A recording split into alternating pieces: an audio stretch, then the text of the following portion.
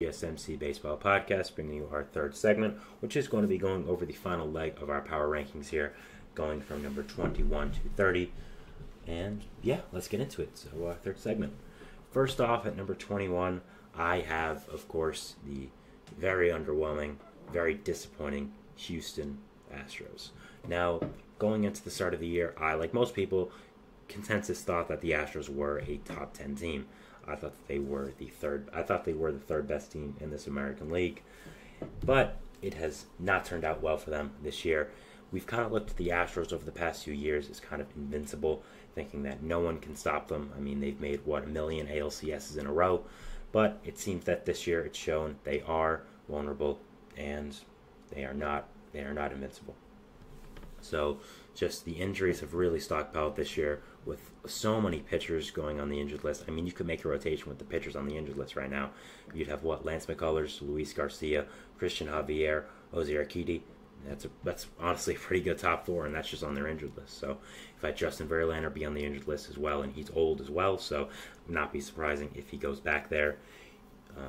You've had Alex Bregman underperform, and yeah, just all of it's kind of culminated to a not great Astros team. And it's really been the pitching. That's really what's been their Achilles heel this year. You've had guys like Spencer Arrighetti come in and not been great depth. Hunter Brown, same thing. So not great with the pitching this year. That's really what has been their the reason they have not been as great this year. So number 21 here for my power rankings, and that's it, unfortunately.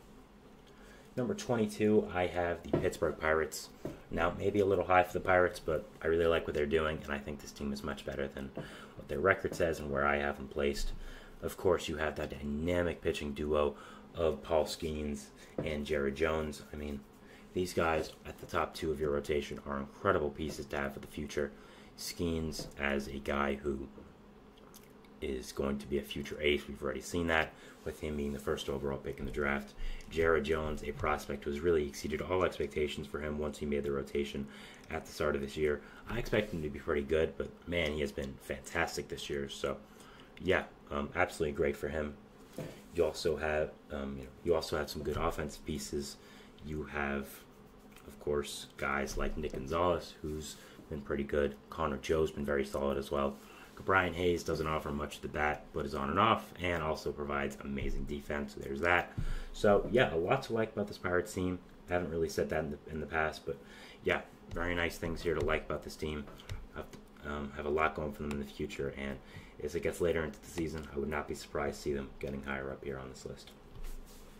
Number 23, I have the San Francisco Giants. Maybe they're a little low, but I don't really care. I don't like this team, and I don't think they're that good.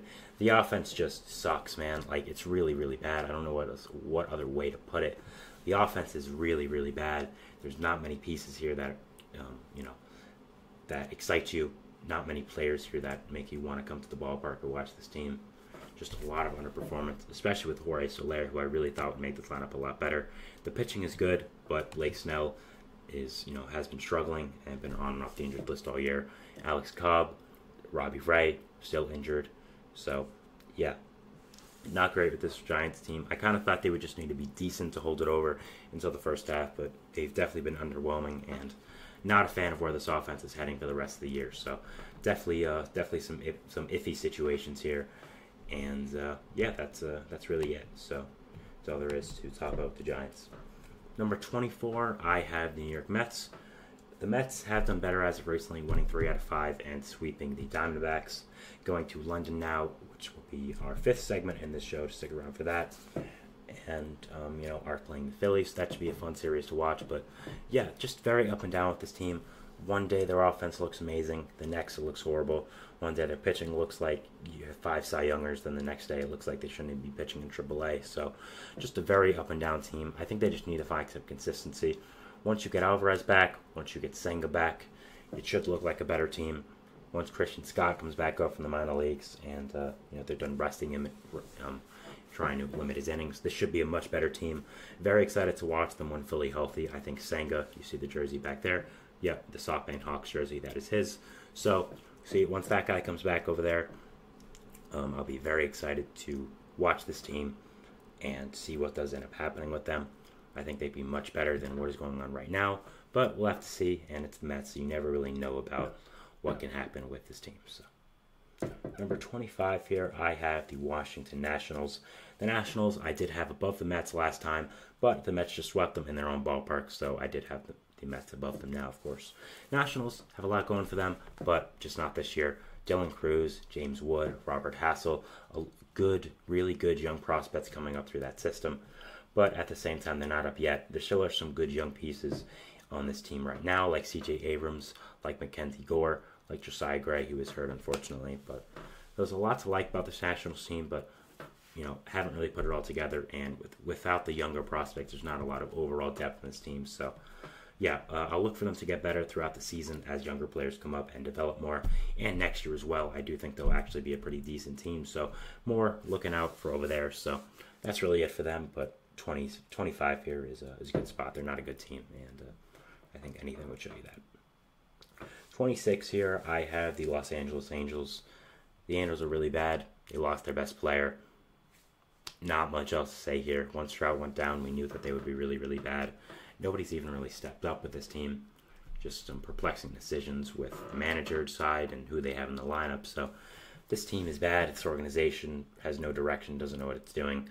I thought there would at least be something to like with this team. I thought there were some good younger players like Nolan Shanuel, Nelson Rada, Mickey Moniak, Joe Adell, Zach Neto, but no one really has stood out yet. So not great with this team, and 26 here. So we're moving into 27 and 30 here, and I want to give a preface that these four teams are the worst of the worst. I think these are really kind of separating themselves in terms of bad from everyone else in this list, so keep that in mind. 27, I have the Oakland A's.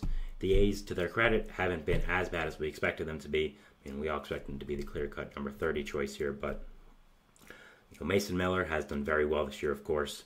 Have gotten some decent pitching performances from the rotation. Brent Rooker's been a beast with the bat, so there are a lot of things to like about this team, but overall, after those little things, it just becomes a bad team. Not saying what I want to say, bad team. So, yeah, definitely not great, and definitely a team that isn't the greatest with the roster. So, yeah, have them here at number 27. Number 28, I have the Marlins. Again, the A's, they're bad.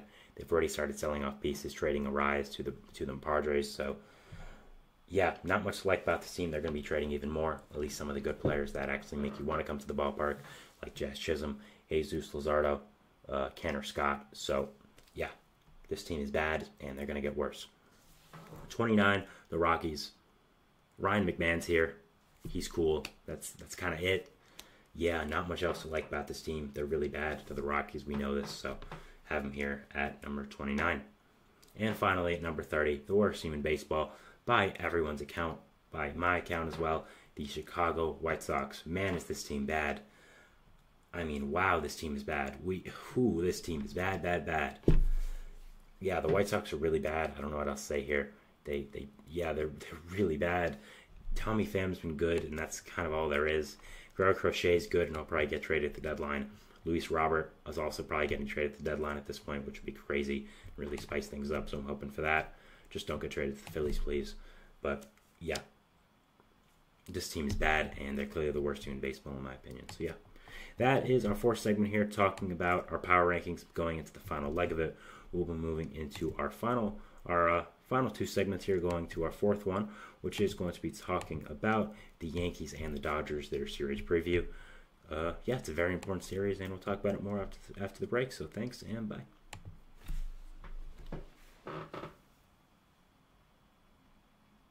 For the best and latest podcasts available anywhere, go to the podcast app on your cell phone and type in GSMC to access free content-rich podcasts.